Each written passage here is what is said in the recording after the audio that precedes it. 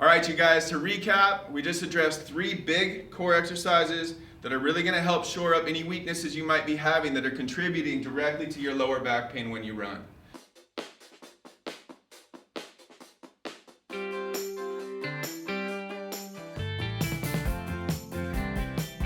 Hey guys, Chad Van Herp here, your personal trainer with Roadrunner Sports. Do you have low back pain? If so, we've got the solution for you. Low back pain is something that so many people deal with on a day-to-day basis, and it's something that can be easily fixed with the right core strengthening program. Now the problem is so often people take the wrong approach to their core strengthening, or they do nothing at all. Here we're going to give a very targeted approach to address every muscle group involved so that your spine and your hips have the support they need so you can keep on running and hit the roads in a pain-free approach. Stay tuned, we're gonna dig into it. Okay, we're gonna get into the exact progression of exercises to cure your low back pain once and for all. But first, I find that it's gonna be very beneficial for you to actually visualize all the structures that make up the core, and for you to actually understand that it is more than your abdominal muscles or those six-pack muscles that people like to focus on so much. So if you look at my model Sam here, you got my little anatomical model, something to help you guys visualize what's going on. You can see we've got lower body and we've got upper body. Obviously when you're out there running, we're trying to translate force from the lower body to carry the rest of your body down the road. Now if we want to translate force from the lower limbs up through the rest of your body, we've got to have some things connecting this lower half and the upper half. And you can see if there was no core musculature at all, we're simply relying on the spine itself. Now if you don't have integrity in the structures that surround the spine and you can't create a rigid core, then you can bet that this spine is going to start to wear down over time. Step after step, stride after stride, we're dealing with huge ground reaction forces coming up through your kinetic chain. And that means each time your foot lands, that ground is pushing back at you. And in terms of forces that you have to deal with, we're talking about 2 to 3 times your body weight coming up into your kinetic chain in ground reaction forces with every stride. So for a 150-pound person, we're talking about 300 to 450 pounds of force that you have to absorb, stabilize, and propel yourself forward with. Now again, if you don't have the core strength and integrity to handle that, your spine is going to end up bearing all the load, and if it doesn't hurt now, it's just a matter of time until it hurts in the future. Okay, so we're going to take this apart one by one, piece by piece, and make sure we're addressing every muscle group necessary to keep your core strong, keep that spine supported, and make sure you continue to run pain-free. Okay, the first area that we have to address are your front abdominal muscles.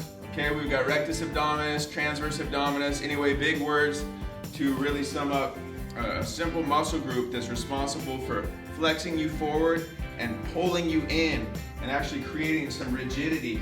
The transverse abdominis actually fires this way and pulls your intestines up against your spine to stabilize it. So very important that we keep that strong. So we're going to address both abdominal muscle groups in one simple exercise, and we're going to do that right now. All right, you guys, first exercise is going to really address those front core muscles. We're talking about rectus abdominis and transverse abdominis. We're going to get them working together in conjunction to really support your spine. Now, I'm going to be demonstrating with a pair of sliders. You can pick these up if you don't have them. You can find them at your local hardware store. Just get some furniture sliders for a few bucks. Otherwise, just roll up a dish towel and use that on your hardwood floor or your tile floor. You'll get the same exact effect, something you can easily do from your home. So this first exercise is going to be a front plank with a body saw and a pike. Okay, so first things first, feet down on the sliders, right in the center. Second position that you're going to have to get into is really get these elbows down on the floor. Keep your hands together for nice stability and support. Now lift up onto your feet. Okay, so your supporting points are just your elbows and your toes here. Now all you're gonna do is really squeeze your core, squeeze your abdominals, squeeze your butt. You're gonna push back, dig your elbows in and pull through, and then at the top you're gonna hike your hips up a little. So it's push back, pull through, hips up. Push back, pull through, hips up. And I know I'm sitting here looking at the camera talking to you guys, but make sure you keep that head down, spine neutral throughout this movement. Again, hips back, pull up.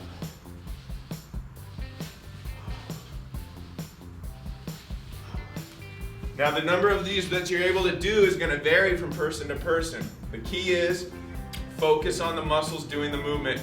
Don't just get the movement done, and make sure you feel like you're challenging yourself. Your body's not going to adapt unless you put the demand on it.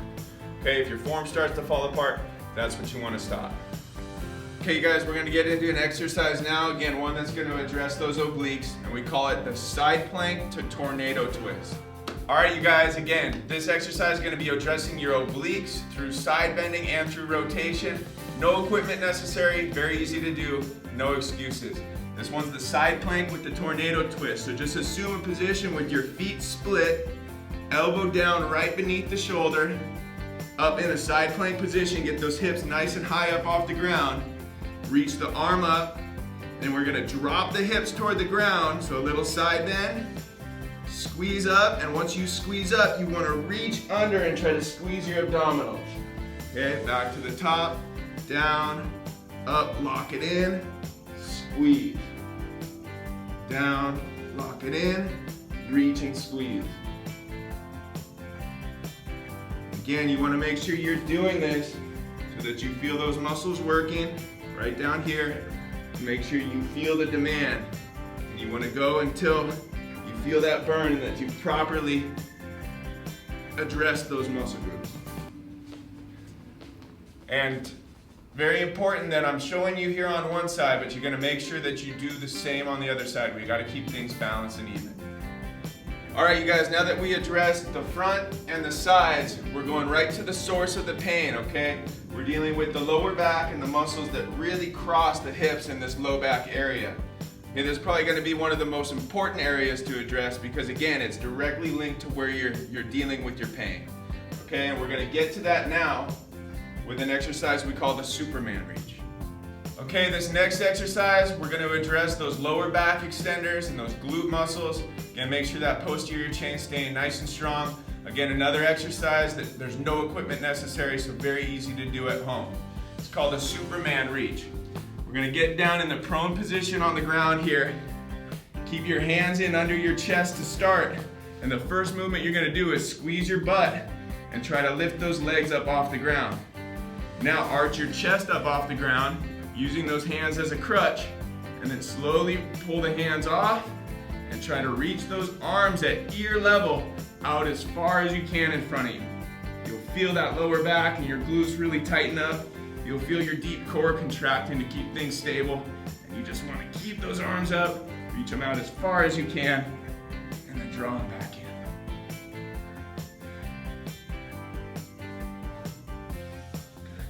Now you want to keep going with that until you feel like your legs are falling or your chest are falling, or until those muscle groups are really burning. Again, make sure you put the demand on the muscles. All right, you guys, to recap, we just addressed 3 big core exercises that are really going to help shore up any weaknesses you might be having that are contributing directly to your lower back pain when you run. Okay, do these every day. You're better to do a little bit every day than to do it once in a while or not at all. Remember, your core muscles are endurance muscles, and they're meant to stay online and stay strong for you all day long. So the more you can do it, the better. Stay tuned, because the next video that we have is going to be dealing with hamstring health and how to avoid the pains and strains that so often come with that troublesome muscle group. Okay, any questions, comments, and concerns, or topics you'd like addressed, feel free to leave them below in the comment section. Other than that, stay happy, stay healthy, and we'll see you out on the roads.